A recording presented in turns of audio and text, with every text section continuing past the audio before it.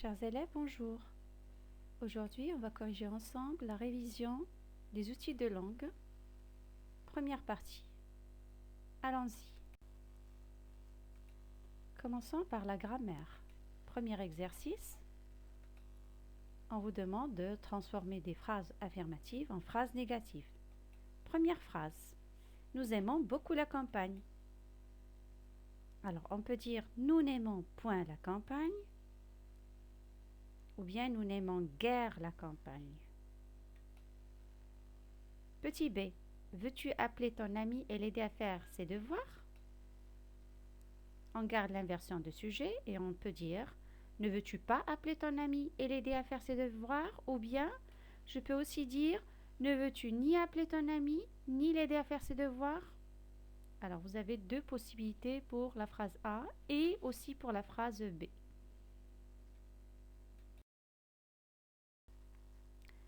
Pour l'exercice numéro 2, on vous demande d'éviter les répétitions en utilisant des pronoms démonstratifs ou possessifs. Alors, j'ai amélioré mes phrases, tu as corrigé tes phrases. Alors, vous avez un adjectif possessif et un nom qui est féminin pluriel. Alors, ça donne j'ai amélioré mes phrases, tu as corrigé les tiennes. Tes phrases, ce sont les tiennes. Très bien. Petit d. Je dois choisir un autre joueur pour remplacer ce joueur qui est blessé. Alors, ce joueur, c'est masculin singulier. Alors, ça donne, je dois choisir un autre joueur pour remplacer celui qui est blessé. Sa mère est arrivée. Leur mère est toujours en retard. Alors, leur mère, adjectif possessif, plus nom féminin singulier. Ça donne, sa mère est arrivée, la leur est toujours en retard. Ses filles sont très habiles. Par contre, ses filles sont maladroites. Alors, ses filles, un adjectif démonstratif, plus un nom qui est féminin pluriel. Ça donne ces filles sont très habiles, par contre, celles-ci sont maladroites. Je peux avoir une autre possibilité pour le lointain. Alors, celle-ci pour le proche, celle-là pour le lointain. Alors, ça donne ces filles sont très habiles, par contre, celles-là sont maladroites.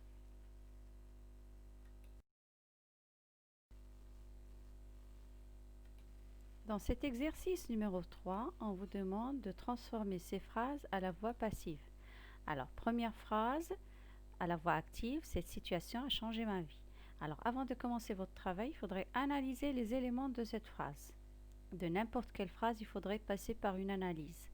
Alors, cette situation, c'est le sujet dans la voix active. A changé, c'est le verbe. Changer au passé composé.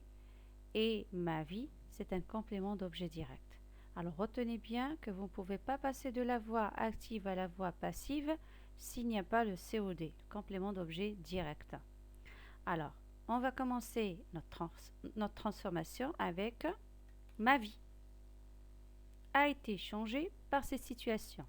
Alors, je vais rajouter l'auxiliaire être qui va prendre le temps de la voix active, c'est-à-dire le passé composé, plus le participe passé. Je l'accorde parce que ma vie, c'est singulier, féminin singulier. Et puis, cette situation qui était sujet à la voix active va devenir complément d'agent dans la voix passive. J'oublie pas par cette situation. Alors, la phrase finale, ce sera ma vie a été changée par cette situation. Alors, on va faire la même chose pour les phrases qui vont suivre.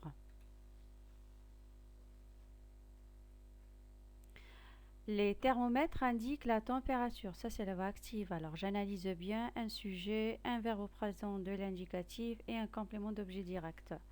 Alors, ma voix passive, ça sera la température est indiquée. J'oublie pas l'accord parce qu'il s'agit de la température par les thermomètres. Et bien sûr, est va prendre le temps du présent de l'indicatif parce que indiqué est au présent de l'indicatif. Phrase C.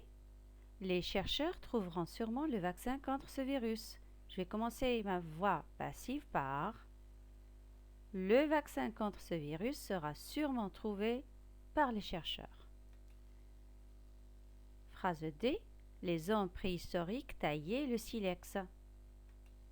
Ça donne: le silex était taillé par les hommes préhistoriques.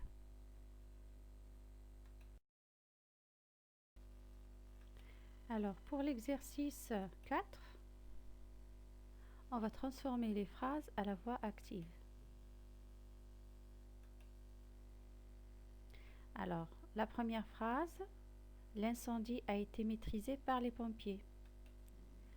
La voix active, ça donne: les pompiers ont maîtrisé l'incendie.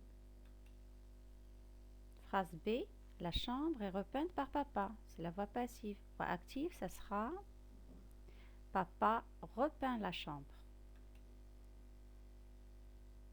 Phrase C: l'école maternelle était entretenue par une grande entreprise. Voix active: une grande entreprise entretenait l'école. Phrase D. Alors cette phrase, elle a une particularité, c'est qu'elle n'a pas un complément d'agent. Les draps seront changés chaque jour. Par qui? Eh bien, on ne sait pas. Alors, puisqu'on ne sait pas par qui, on va écrire le pronom indéfini dans la voix active.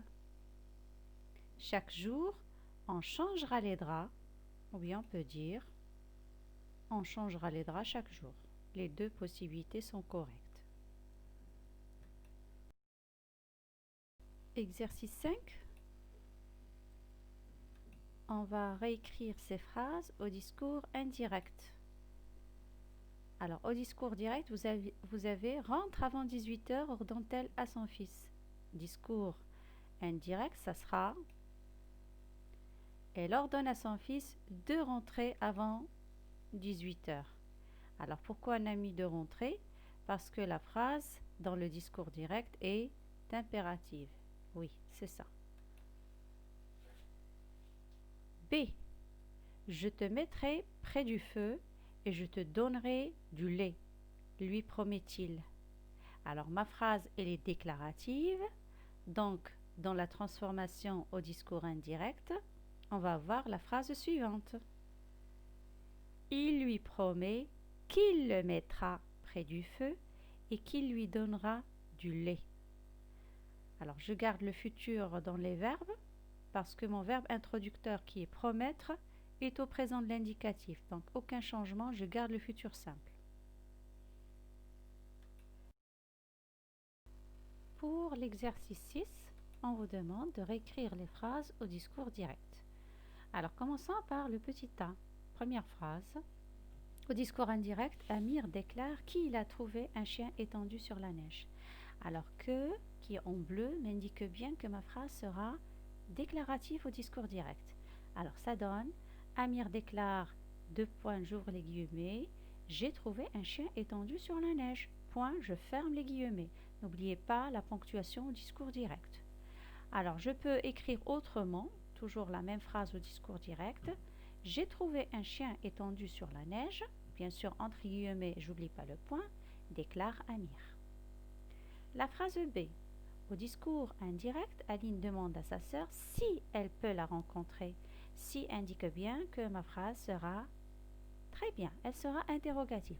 Alors, soit avec l'intonation, comme le premier exemple, Aline demande à sa sœur, j'ouvre les guillemets, je peux te rencontrer, point d'interrogation, je ne l'oublie pas parce que c'est une question, et je ferme mes guillemets. Discours direct toujours, je peux écrire autrement, je peux te rencontrer toujours avec l'intonation, j'ouvre les guillemets, j'écris ma phrase, je n'oublie pas le point d'interrogation et les guillemets, demande Aline à sa sœur. Je peux te rencontrer, demande Aline à sa sœur. Ou bien je peux commencer par est-ce que. Alors, est-ce que je peux te rencontrer? Alors, les guillemets au début, à la fin, le point d'interrogation pour marquer que c'est une question, demande Aline à sa sœur. Ou bien, je peux reprendre autrement la même phrase. Aline demande à sa sœur, j'ouvre les guillemets, est-ce que je peux te rencontrer?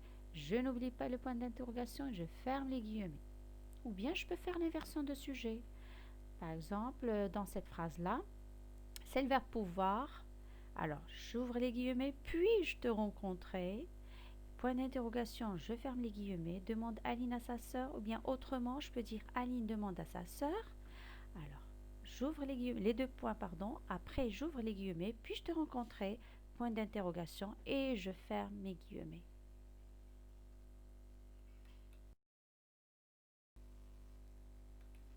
Alors, dans cet exercice numéro 7, on va analyser les groupes de mots soulignés. C'est-à-dire, on va nous donner la nature et la fonction des mots soulignés. Alors, rappelons bien que la nature est invariable et la fonction, elle est variable selon la position du groupe de mots dans la phrase. Alors, à la nuit tombante, c'est la nature, c'est un groupe nominal prépositionnel parce que ça commence par la préposition à. Sa fonction, c'est un complément circonstanciel de temps. Petit b, mon grand-père souffre de ses rhumatismes. Nature, aussi, c'est un groupe nominal prépositionnel. Sa fonction, c'est un complément d'objet indirect. Pour la phrase C, la lettre est magnifiquement écrite par l'enfant. Alors, magnifiquement, sa nature, c'est un adverbe. Et sa fonction, c'est un complément circonstanciel de manière. D. Malgré sa colère, il lui a tendu la main. Alors, il, nature, c'est un pronom personnel. Fonction, c'est un sujet. Et enfin, la main, la nature, c'est un groupe nominal. Et sa fonction, c'est un COD, un complément d'objet direct.